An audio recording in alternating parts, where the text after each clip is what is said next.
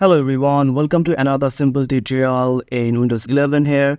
So in this video, I'm going to show you how to increase the volume of your microphone here. So to increase the volume of your microphone here, you just have to go to Start menu, then go to Settings option here, click on Settings.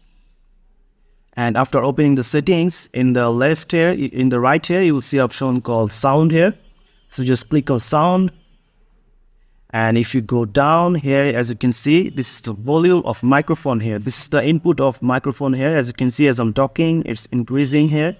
So you can choose the volume here, and you can also reduce the volume here like this.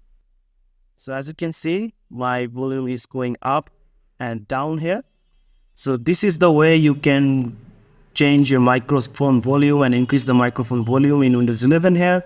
So if you found this video helpful, please subscribe to this channel and thank you for watching.